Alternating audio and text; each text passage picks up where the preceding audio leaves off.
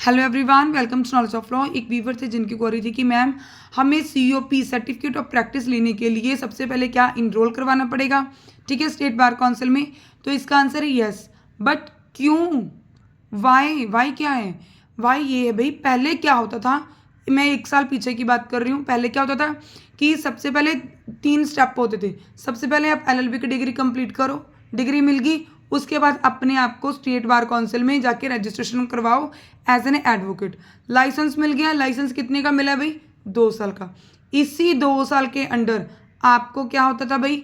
All India बार exam देना पड़ता था।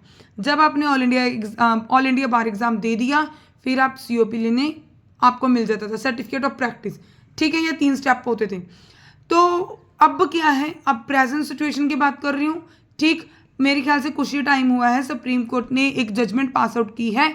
उस जजमेंट में उन्होंने ये बोला था कि भाई जो बच्चे एलएलबी कर रहे हैं, चाहे वो टीवाईसी के हों चाहे 5C के हों, अगर उनका लास्ट का रिजल्ट बिल्कुल क्लियर है, अगर वो हमारे लास्ट सेम में, मान लो कोई बच्चा है जिसने 5C की है, 5 ईयर कोर्स किया है, 5C का क्या होगा? 10th same.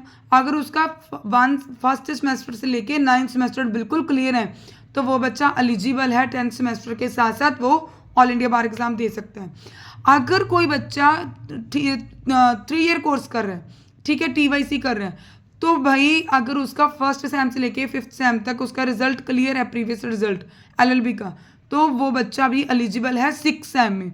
देखो इसमें फ़ायदा क्या हो रहा है, बेनिफिट क्या हो रहा है? आपकी एलएलबी भी होगी, पहली विश। आपके साथ साथ में ऑल इंडिया बार एग्ज़ाम क्रैक हो गया, सेकंड विश। अच्छी बात है भाई, बहुत अच्छी बात है। आपका टाइम सेव हो गया, साथ साथ में आपका, आपने जो पढ़ा था वो अभी फ्रेश था, वो आपने तभी पेपर दे दिया और वेल एंड गुड, आपको बहुत अच्छा हो गया, ठीक। अभी सीओपी पहले क्या होता था भाई, आपको ऑल इंडिया बार एग्ज़ाम देने के लिए आपके पास इनरोलमेंट करवाना ज़रूरी होता था, लाइसेंस होना ज़रूरी होता था। बट अब क्या है, अब लाइसेंस की रिक्वायरमेंट नहीं डाली उन लोगों ने। अब उनका यही है कि भाई अगर आपका जो भी स्टूडेंट है, अगर उनका लास्ट सेमेस्टर का मतलब सारे का सारा डिग्री जो है लास्ट सेमेस्टर की वो क्लियर है, अगर स्टूडेंट फाइनल सेमेस्टर में, तो वो एलिजिबल है, चाहे 5C हो चाहे टीवाईसी हो। अब ज़रूरत क्यों है? उन्होंने क्वेश्चन बहुत अच्छा पूछा है। ज़रूरत इसलिए भाई, वो कहाँ पर आपका सीओपी कहाँ पर आएगा, ठीक है। सीओपी 2 ही जगह पर आता है, जहाँ तो आपके घर के जो एड्रेस होता है उसके ऊपर पोस्ट कर देते हैं, या फिर जहाँ पर आप लोगों ने अपने आप को एज एन एडवोकेट इनरोल करवाया हो, वहाँ पर भी क्या होता है कि आपका जो सीओपी है वो वहाँ पर चला जाता है।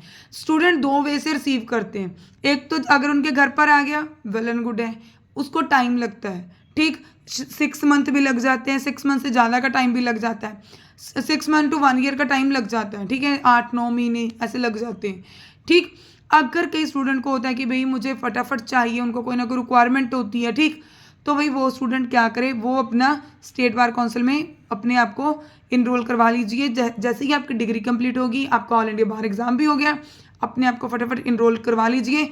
आपको वहीं पर जहाँ पर अपने आप को आपने एडवोकेट इनरोल करवाया है, लाइसेंस मिला है, वहाँ पर भी आपका जो सीओपी है वो आ सकता है, आप वहाँ से भी उसे रिसीव कर सकते हो, ठीक। अगर नहीं आया तो आप एक बार अपना ऑल इंडिया बार एग्ज़ाम की साइट ओपन कीजिए, उसके ऊपर एक मोबाइल नंबर भी होगा, उससे भी पूछ सकते हो, और अपना वहाँ से जाकर, जहाँ से अपने अपना लाइसेंस लिया है वहाँ से जाकर भी आप अपना सीओपी रिसीव कर सकते हो।